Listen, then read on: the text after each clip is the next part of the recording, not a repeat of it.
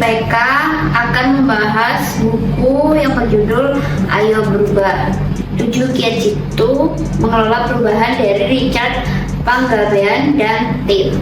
Nah, sebelum itu kita perkenalan dulu. Saya Cecilia. Saya Reza. Saya Bisa. Saya Perwira. Dan saya Rina. Nah, hari ini kita akan membahas kiat kedua, yaitu waktuku nyawaku. Kalau misalnya dari saya sendiri, waktu pada nyawaku itu sebenarnya buku ini bercerita tentang bagaimana kita manajemen waktu. Biasanya teman-teman kan kalau misalnya kalian belum baca buku ini pasti kan kayak gini, waktu 24 jam itu dirasa kurang. Sebenarnya tidak ada waktu yang kurang karena semua orang itu memiliki waktu yang sama. Tinggal bagaimana teman-teman bisa memanage atau mengatur kalian mana sih pekerjaan yang memang prioritas, mana sih yang bisa dikerjakan nanti atau sebaliknya, kayak gitu sih. Mengenai waktuku nyawaku, mungkin buku itu menjelaskan seolah-olah itu kayak waktu sama nyawa itu kan dua hal yang berbeda tapi sama-sama pentingnya, juga sama-sama prioritasnya.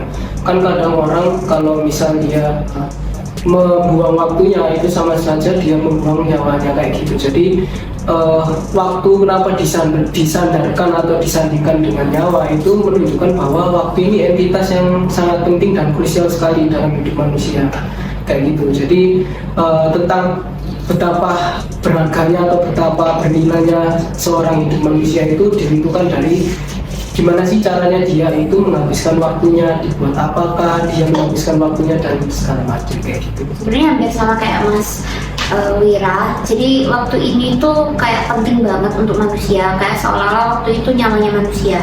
Istilahnya kalau misalnya kita nggak ada waktu berarti kita udah nggak bernyawa, kita udah habis waktunya di dunia, jadi kita udah nggak bisa ngapa-ngapain lagi. Dan waktu itu hal yang emang sangat penting, dimana kalau kita emang udah kehabisan waktu, balik lagi kita nggak bisa ngapa-ngapain. Jadi kita harus benar-benar bisa berusaha memanfaatkan waktu sebaik mungkin selagi kita ada waktu. Kalau dari saya sebenarnya sama kayak teman-teman, cuma mau nambahin aja, jika kalian masih punya waktu, gunakan itu sebaik-baiknya. Misal nih, kita kan masa muda sekarang nih, emang kita menghabiskan waktu bersama teman-teman, tapi jangan lupa kalau di rumah juga punya keluarga. Kan kita nggak tahu juga nih besok-besok bakal ketemu sama keluarga ataupun kerabat-kerabat terpenting kita. Jadi jangan sampai lupa sama orang-orang terdekat kita demi kesenangan kita sendiri itu sih.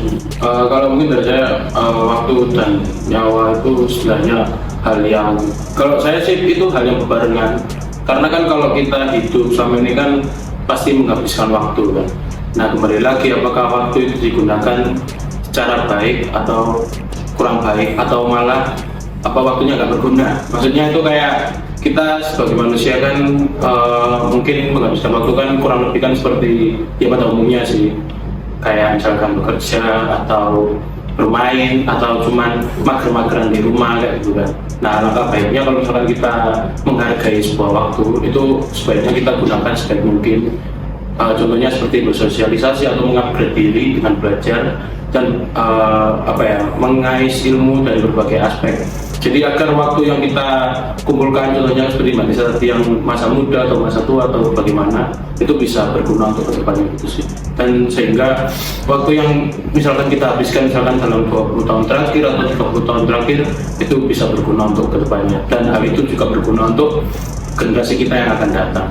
Nah, di dalam buku ini sendiri itu ada beberapa tujuan utama dari manajemen waktu, karena semuanya membahas tentang manajemen waktu. Yang pertama adalah membantu kita untuk bekerja lebih efektif dan menggunakan skala prioritas yang tadi sudah saya sampaikan. Kemudian yang kedua, menjauhkan kita dari stres. Kemudian yang ketiga, menghindari perasaan bersalah karena semua telah dijadwalkan. Ibaratnya kalau misalnya menghindari perasaan bersalah itu kayaknya, loh kenapa ya waktu ini nggak bisa kita flashback balik ke belakang kayak gitu, karena waktu kan akan berjalan ke depan ya. Kemudian yang keempat adalah mengurangi kecenderungan untuk menunda pekerjaan. Kelima adalah membuat kita lebih produktif.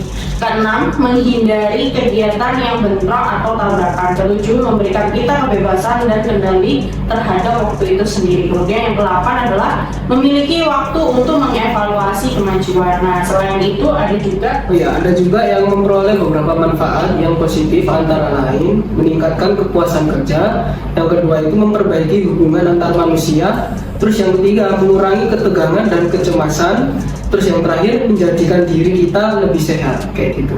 ada beberapa juga kan orang-orang biasanya pemborosan terkait waktu. Nah, harapannya ketika kita membaca buku ini itu kita sudah mengatur kembali skala prioritas kita, kemudian mana sih yang memang kita harus fokuskan, mana yang memang kita harus bisa lah besok kita kerjakan dan sebagainya. Ibarat seperti itu ya.